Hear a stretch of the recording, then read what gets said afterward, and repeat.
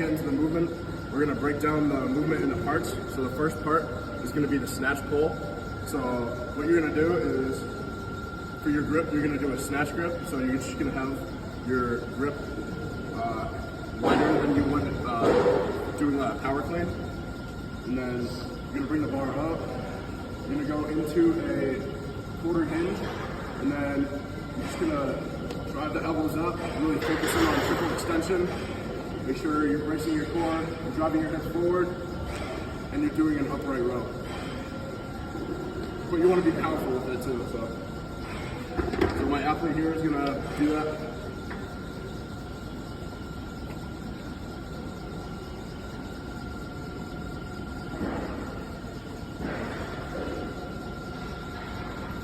There you go. Make sure you're standing more tall. Yeah, there you go.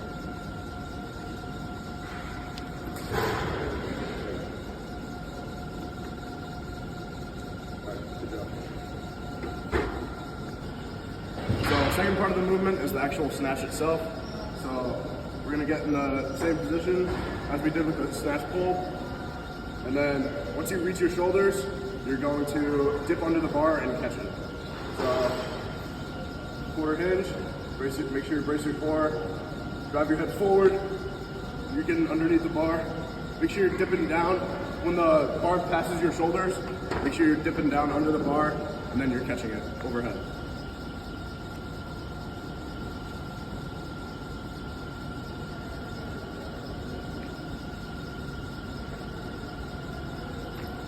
There you go. Make sure you're not flaring your rib cage. Keep your core nice and engaged. There you go.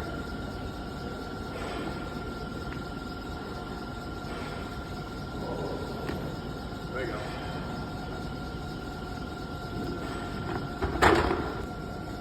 Alright, so the next exercise we're doing is power clean. We're going to break it up into 3 seconds. So first one is going to be pull number 1, then pull number 2, and then the actual power clean itself, just as a pull. So the first one is the first pull. So you're going to go up to the bar. You're going to make sure the bar is pretty much cutting your feet in half. For the grip, you want to have it slightly wider than shoulder width apart.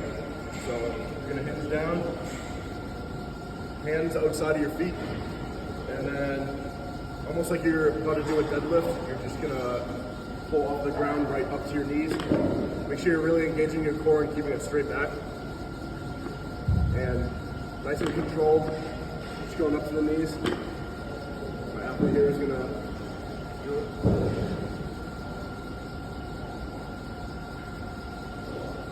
There you go. Make sure you have the bar closer to your shins. Sink back a little bit more. There you go.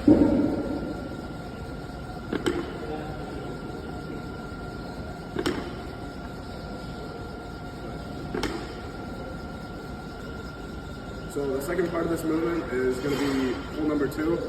So it's going to be the same idea as the snatch pull, but it's going to be in we're going to do it on the ground since it's a power clean, and the grip is going to be different. It's a clean grip instead of a snatch grip.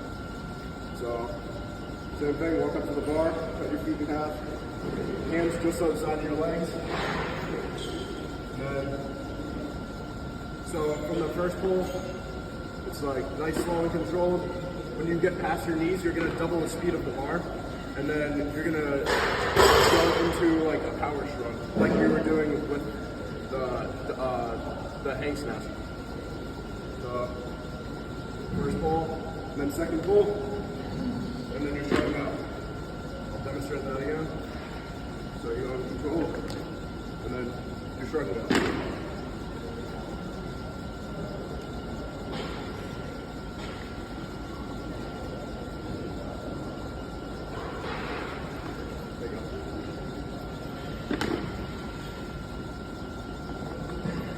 You don't have to pause at your knees, you can just do it in all one movement. There you go. Make sure you're leaning back a little bit almost when you catch it, instead of standing more tall. There you go. There you go. Nice. So the last part of the movement, we're just gonna put everything together. So once he does the clean pull, he's gonna drive his elbows up like we were doing before, and then he's gonna flip his elbows out and then drop into almost like a front squat position. So I'm gonna demonstrate that really quick, and then my athlete is gonna do it.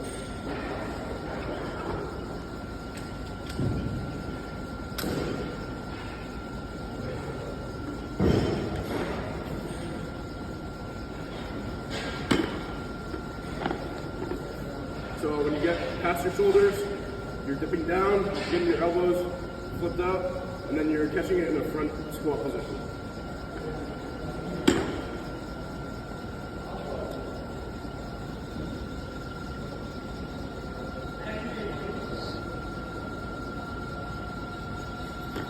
There you go. Make sure you're keeping the bar close to your body so you're not bringing it up. There you go.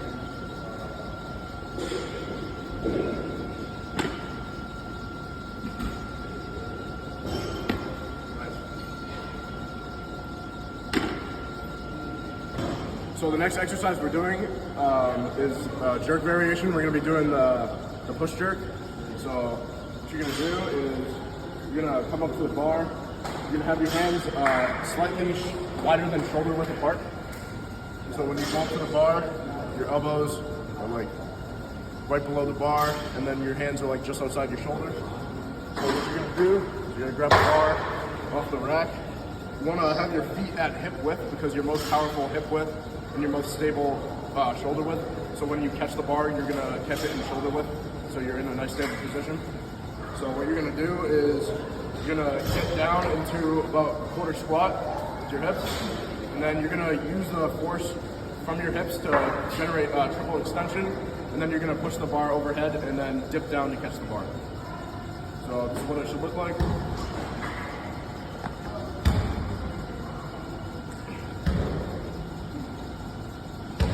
No, I'm dipping down again, and then I'm fully extending at the top.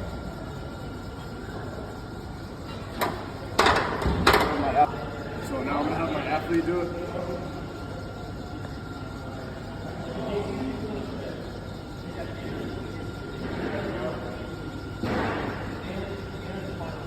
There you go. Make sure you're not flaring the rib cage, make sure you're engaging your core. There you go.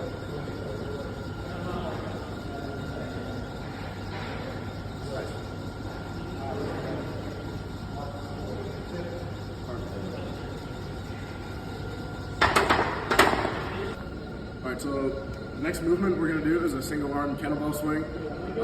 This is a phase 4 movement because it requires a lot of midline stability and it's a single arm movement. So I'm going to demonstrate real quick. So for your foot width, you should be a little wider than shoulder width so you can swing the dumbbell in between your legs. So you're going to grab the kettlebell with one arm.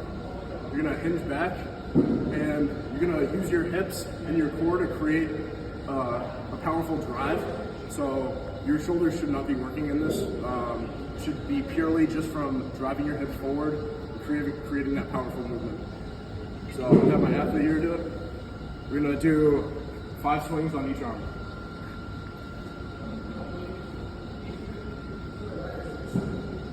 There you go.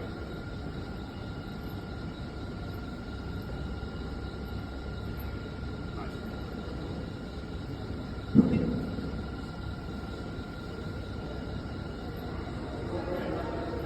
So bend your knees a little less again. There you go.